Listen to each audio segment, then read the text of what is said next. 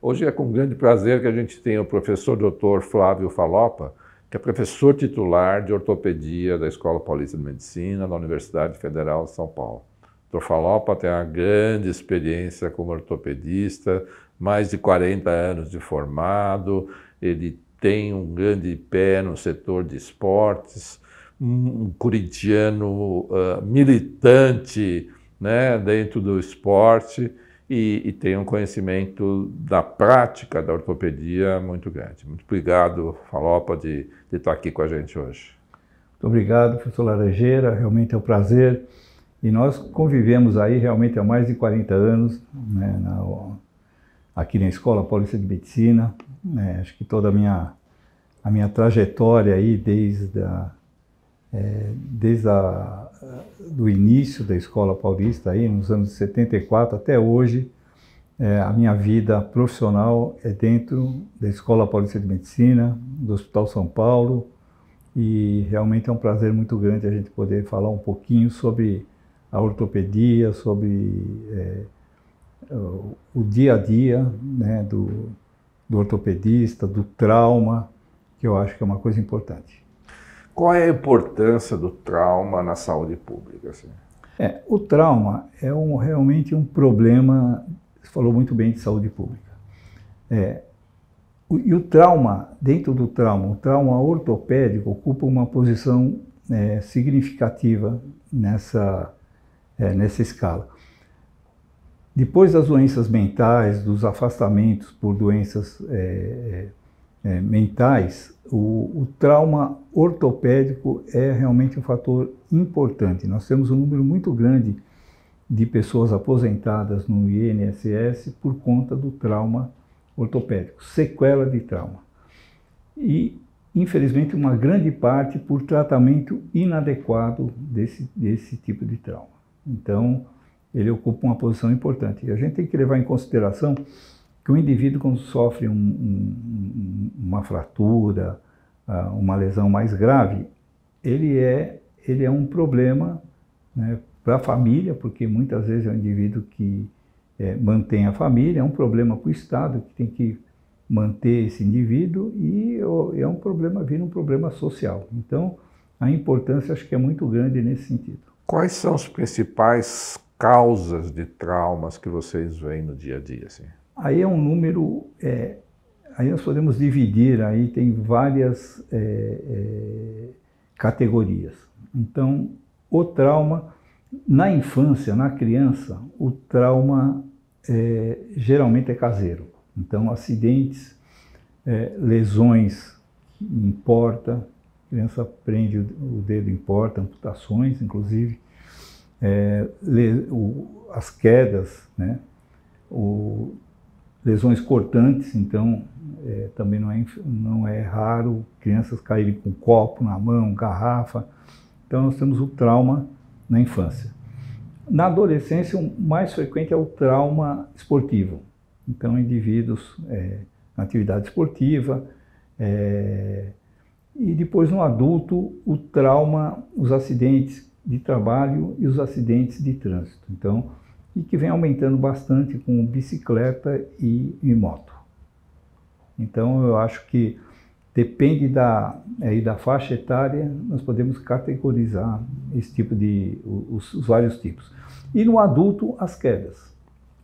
No paciente na terceira idade, no idoso, aí já vem as fraturas de colo de fêmur, que é decorrente principalmente de quedas, de acidentes domésticos também, e que também é um problema, eu acho que é importante, porque a mortalidade aí nessa faixa etária acaba aumentando um pouco.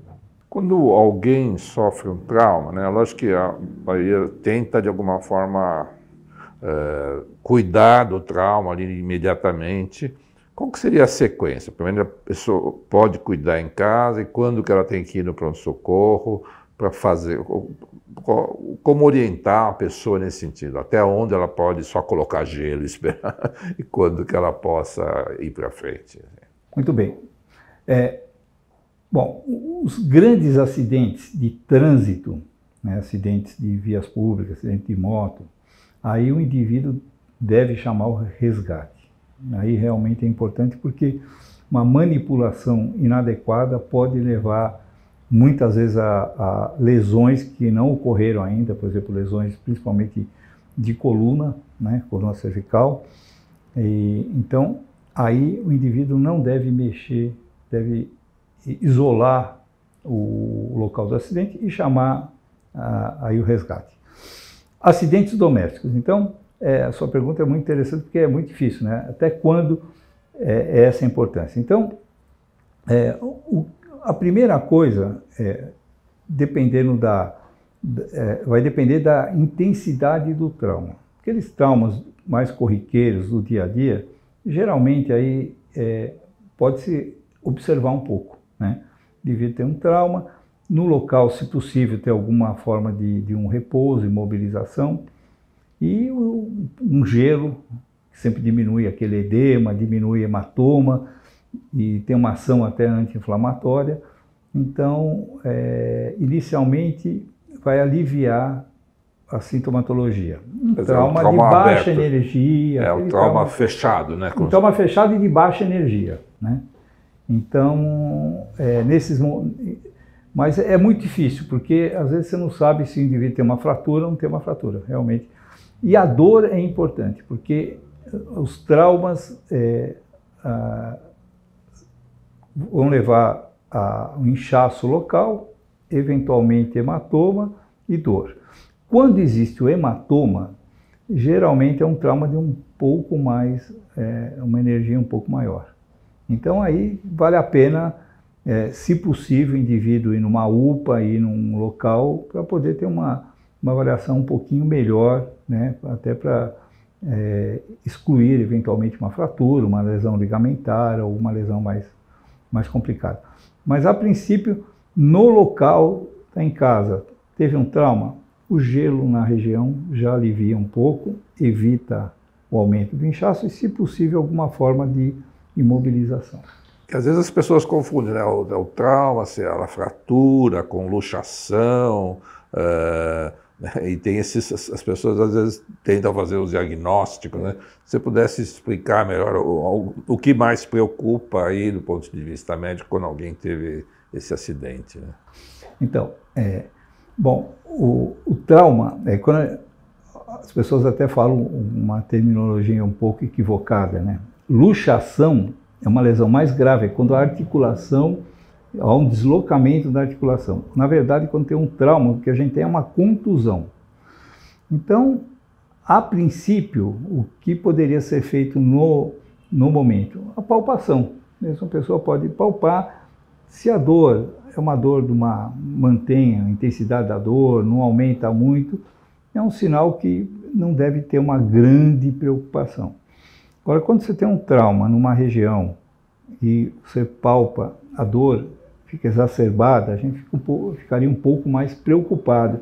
Então, possivelmente, aquela eventual contusão pode ter lesões associadas, né? E a fratura, pela proximidade da pele, é muito frequente. Então, quer nos membros superiores, quer nos membros inferiores. Então, naquele momento, se o indivíduo tem uma dificuldade de mobilização muito intensa e a palpação exacerba muito a dor, a gente ficaria um pouco mais preocupado. Um trauma, bateu, está um pouquinho inchado, um pouco de dor, realmente você pode observar aí por 1, 2 dias, a dor deve melhorar gradativamente, então não é uma coisa preocupante. Mas realmente, muitas vezes a gente pega pacientes aí com fratura de 3, 4, 5 dias, o indivíduo está com a fratura, porque suporta um pouco mais a dor, então ele consegue conviver com aquela lesão. Lógico que não é uma fratura muito grave, né? Se é uma fratura com grande desvio, a dor é mais exacerbada, mas não é raro ter fratura. E tem alguns locais que é uma preocupação. Então, que são fraturas que inicialmente a dor não é muito intensa, mas temos que ficar preocupados. Por exemplo, paciente idoso, quando ele cai, ou mesmo sem cair, às vezes o indivíduo começa com uma dor no quadril, nós temos que pensar sempre numa fratura de colo de fêmur. Quando a fratura não tem desvio, às vezes o indivíduo tem dor quando ele pisa, ele apoia, mas é uma dor relativamente suportável. E ele está com a sua fratura impactada. A fratura está no local e é um osso que é um osso mais molinho, um osso esponjoso. Então, tem uma certa estabilidade a fratura e ele consegue até fazer pequenas caminhadas, uma claudicação mancando, né? E a dor vai piorando, porque a fratura daí começa a desviar. Então a gente tem sempre uma preocupação quando o paciente idoso caiu, tem dor no quadril, realmente merece uma atenção, porque pode ter uma fratura e a dor não é tão exacerbada. Fraturas, quando o indivíduo cai, ele tenta se defender. Como ele se defende? Apoiando mão. Então, uma série frequente de fraturas ocorre no membro superior, principalmente no punho e na mão. E aí também tem algumas fraturas que são preocupantes. Tem um osso no punho, que chama escafoide, que é um osso muito importante na mobilidade. E quando o indivíduo cai ou leva uma bolada com muita intensidade, ele apresenta dor, é uma dor que não é muito intensa, mas essa dor é uma dor persistente, principalmente nos movimentos de flexo-extensão. E aí a gente tem que pensar nesse tipo de fratura, porque quando não tratada, também vai evoluir para uma complicação, uma absorção de osso, e o indivíduo ele acaba numa cirurgia, inclusive necessitando de enxerto ósseo nessa região. Então, a persistência da dor realmente significa que tem alguma, mesmo que não seja muito intensa, merece realmente uma avaliação adequada. Você, por muitos anos, você tem essa experiência da Casa da Mão, né, que é um orgulho, né, para o Hospital São Paulo, né, para manter assim, esse nível de especialidade da Casa da Mão, né? O que vocês estão fazendo na Casa da Mão? O que esses anos todos você pode resumir aí da importância e do trabalho da Casa da Mão? Bom, aliás, esse ano, 30 anos da Casa da Mão. 30 anos, vamos ter uma festividade aqui, aí no final do ano. E por que a importância? Porque, como eu falei anteriormente, o trauma de mão é muito frequente. O indivíduo, diante de um trauma, ele tenta se defender e leva a mão. E por isso é uma série frequente de fraturas. E quando não tratadas adequadamente, leva à incapacidade e muitas vezes, como eu falei também, o indivíduo vai para o INSS, aposentadoria muitas vezes definitivo, que é um ônus para a família, um ônus para o Estado e um ônus para o próprio indivíduo. Então, e o tratamento, o diagnóstico adequado e o tratamento adequado vai prevenir realmente essas lesões. E por que nós fizemos a Casa da Mão? Porque a maioria dessas fraturas, dessas lesões, nós podemos tirar do hospital, fazendo um centro adequado de cirurgia ambulatorial e permitir, mantendo o hospital realmente para aqueles casos que necessitam de internação. Então, a grande maioria das fraturas, aliás, todas as fraturas, nós podemos tratar num centro de cirurgia ambulatorial, que o indivíduo tem geralmente uma curta permanência, com anestesias, que são anestesias no membro, e eu posso tirar esse indivíduo do hospital, permitindo que o hospital utilize isso para casos que realmente necessitam de internação. Então, a ideia começou lá atrás com o professor Albertoni, né, o Vilney, e porque já existem em vários países, né, centros desse tipo, existiam, né, 30 anos. Hoje, aqui no nosso meio também tem alguns outros centros. Então, pensando nisso, nós começamos a fazer, inicialmente, era uma pequena casinha ao lado do Hospital São Paulo, que foi crescendo por conta do grande número de acidentes de mão. Então, o número realmente é muito grande. e as sequelas importantes. Conseguimos aí convencer, né, mostrar isso para Secretaria de Saúde, Ministério da Saúde, a importância de fazer um centro como esse. Então, conseguimos também, por conta disso, treinar pessoas, porque tem um número de cirurgiões de mão, é um número pequeno, concentrados na região sudeste, e com isso nós conseguimos treinar. Hoje nós temos colegas aí no país, em todo o país, né, formados aqui na Escola Paulista de Medicina, e que realizam essas cirurgias. Qual é o tipo mais comum na casa da mão? Assim, o que é que tipo de problema chega mais? Problema mais de acidente profissional, esportivo? Só para... Na verdade, assim, é um misto, né? Os acidentes de trabalho, felizmente, vem diminuindo com as normas de prevenção, tem diminuído, mas lesões no trabalho são frequentes. Trauma esportivo, também, eu diria que ele vem aumentando. E os acidentes, o indivíduo quando cai de uma moto, uma bicicleta, ele é jogado, ele vem em alta velocidade, então ele geralmente tem lesões que são lesões um pouco mais complexas. E tem as amputações também, que hoje mais raras, mas também nós fazemos lá os reimplantes. Lá nós temos uma estrutura para fazer reimplantes de membros e que felizmente são mais raros. Mas no dia a dia são as fraturas de mão, lesões ligamentares, eu diria que no trabalho e doméstico são os mais frequentes. Então, acidente doméstico, o indivíduo prende uma mão numa porta, cai em casa, às vezes faz uma lesão cortante também. E os acidentes nós estamos aqui muito próximo de vias importantes, né, que tem muita moto, e isso faz com que esse tipo de acidente também tenha uma incidência maior aqui no nosso centro. Lógico que quando a pessoa sofre o trauma, né, tem toda a imobilização, eventualmente a cirurgia, controle de dor, né? Depois tem a reabilitação, né? Fisioterapia, assim, como é que nós temos a oferecer de fisioterapia para pós-trauma, assim, se tem algum princípio que rege, assim, esse serviço? É muito importante, principalmente nas lesões que comprometem função de flexo-tensão, lesão de tendão, lesão de nervo associada.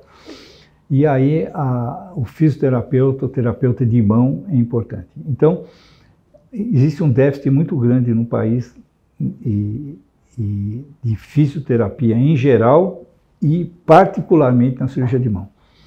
No nosso centro, felizmente, nós temos, por conta aí da estrutura e até da SPDM, nós temos terapeutas de mão que já desde o princípio começam a tratar esses indivíduos no pós-operatório. Muitas vezes nas primeira semana, segunda semana já inicia uma reabilitação, que geralmente é muito demorada. Se você pegar uma lesão de mão, as articulações são muito pequenas, né? Você tem 1 milímetro de espaço numa interfalangiana. Então, pequenas alteraçõezinhas já levam uma grande restrição, diferente de uma grande articulação. Então, esses indivíduos levam longos períodos de reabilitação e, quando não feito adequadamente, muitas vezes leva a sequela. O indivíduo termina aí com uma rigidez que pode eventualmente comprometer, né, não sua qualidade de vida, como o seu trabalho. Muitas vezes o indivíduo ele é afastado definitivamente do trabalho por conta de lesões que não foram tratadas adequadamente. Obrigado. Eu acho que agora a gente poderia falar assim, né? Você mencionou, né, que com a idade, né, a gente vai tendo mais possibilidades de queda, né? Eu estava vendo dados aqui da SPDM, 73% das nossas internações são por pessoas acima de 60 anos. Então, os nossos hospitais aqui do SUS estão tratando os idosos, né? Então, acho que esse é um aspecto importante. Eu queria que você falasse assim, como que a pessoa que envelhece possa prevenir isso, ou quer seja, o quadril, quedas. Eu acho que a gente poderia, nesse bloco, falar sobre esse aspecto, qual a mensagem, porque a população está envelhecendo, né? E vamos ver mais disso, né? Esse é um assunto que o ortopedista vai virar também um ortopedista de idoso, né? Então, qual é a mensagem de prevenção e, eventualmente, de tratamento da população idosa? Excelente tema para a gente poder discutir, porque no mundo está acontecendo isso, a população está envelhecendo e aí começam a aparecer lesões, né, e complicações relacionadas ao trauma também do idoso. A primeira coisa que eu chamaria a atenção, que duas coisas são importantes. A primeira é prevenção em casa. A casa segura. Nós já fizemos campanha na Sociedade de Ortopedia lá já quase 20 anos atrás, foi a primeira sociedade a mexer com isso, chamando a atenção que é importante em casa ter condições para o idoso para diminuir o trauma. Então, algumas coisas valem a pena. O indivíduo levanta à noite para ir ao banheiro e muitas vezes ele levanta um pouco, um pouquinho, alguma tontura, e isso facilita a queda. Então, tirar o tapete. Tapete em casa realmente serve para enroscar o pé e o indivíduo cair. Então, primeira coisa, tirar tapete. Segundo, manter uma iluminação mínima para que o indivíduo enxergue o caminho até, em toda a casa, não é só até o banheiro, mas em toda a casa. Degraus. Então, muitas vezes tem casas que tem pequenos degraus que servem para o indivíduo enroscar o pé e também cair. E nos locais, dependendo da dificuldade, ter barras. Por exemplo, no banheiro é muito importante para o indivíduo, na hora que vai tomar banho, ou mesmo usar o vaso sanitário, que tenha barras para que ele tenha um apoio, que é nessa hora que mais frequentemente ele sofre quedas. Então, se a gente tiver um ambiente melhor, um ambiente caseiro melhor, eu vou diminuir o risco do trauma. Paralelo, eu falei que seriam duas coisas. Segundo, o condicionamento.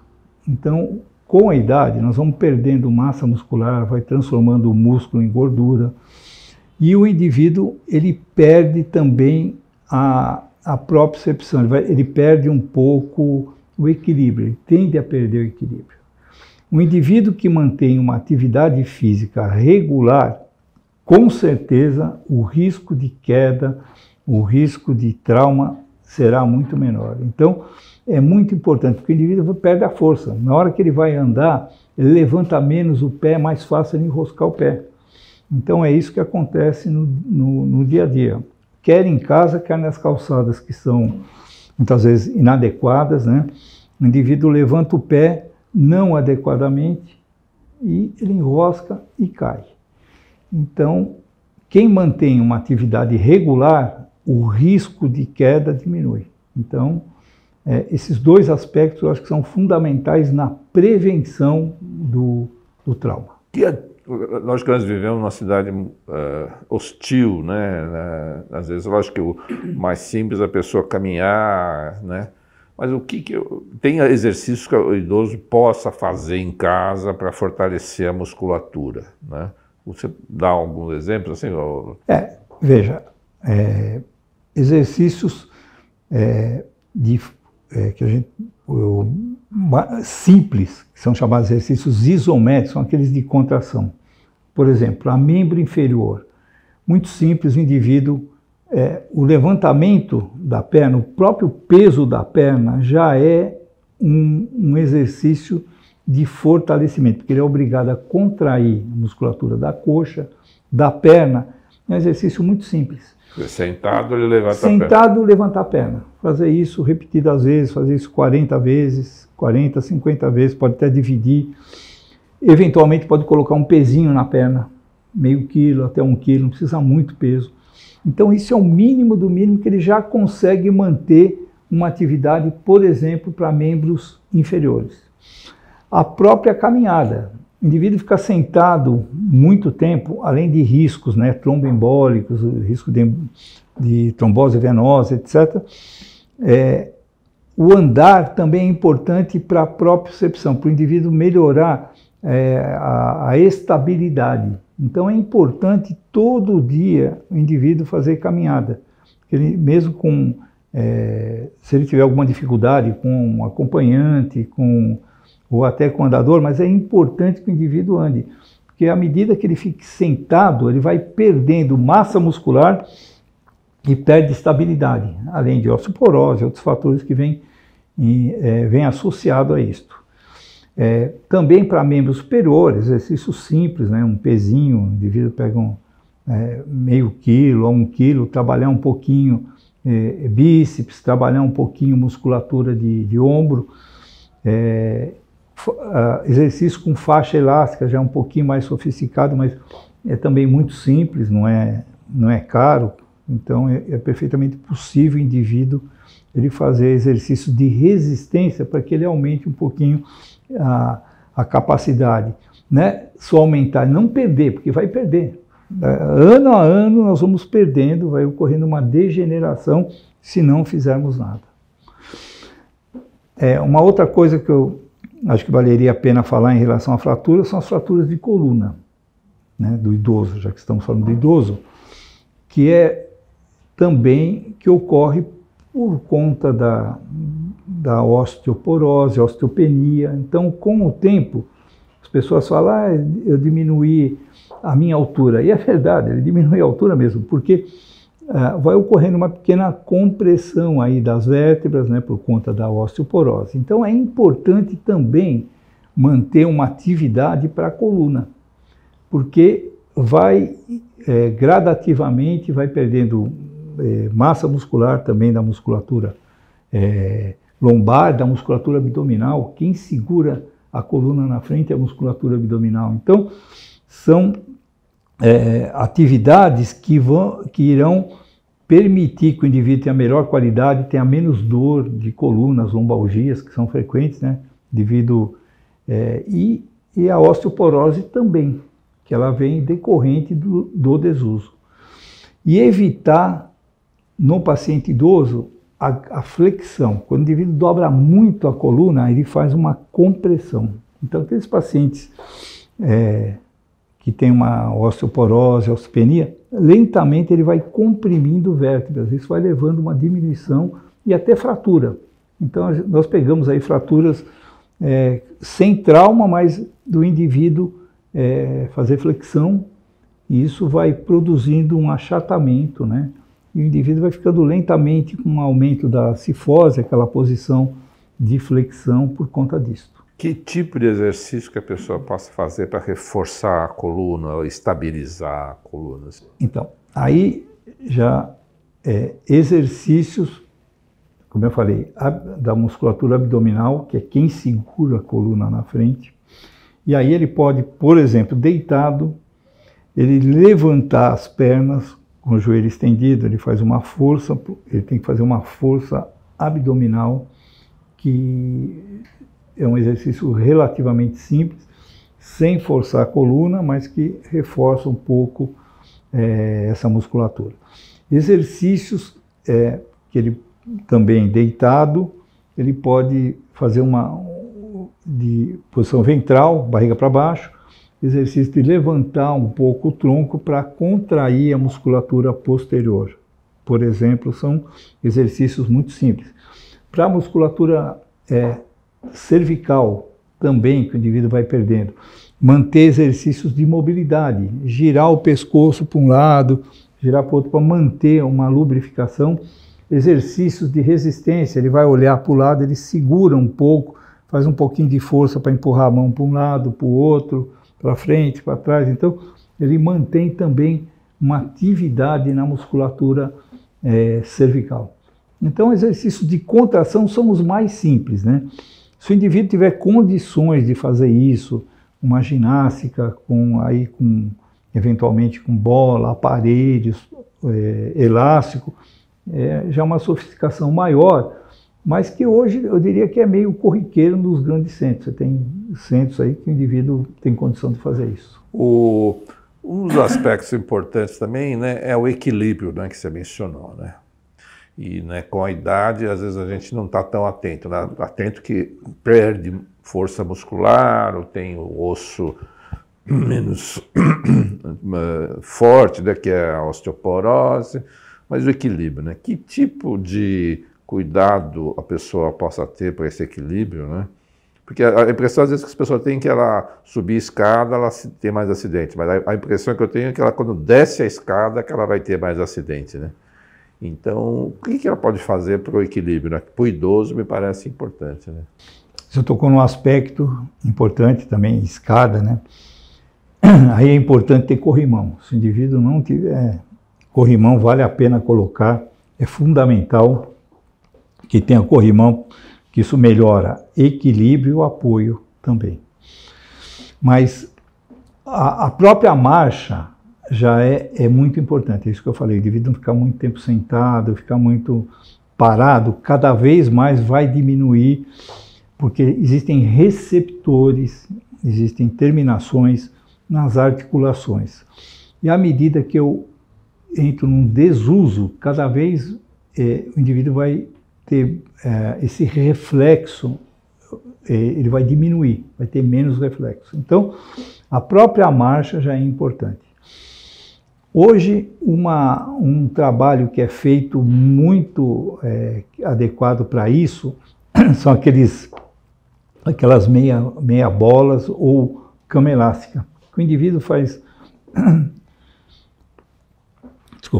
o indivíduo faz apoio e ele vai melhorar a sua estabilidade. É possível e ele melhora realmente. É impressionante o indivíduo que consegue entrar num programa aí que a gente chama de propriocepção, que são esses exercícios, ele melhora muito a sua estabilidade, porque isso daí é treinável.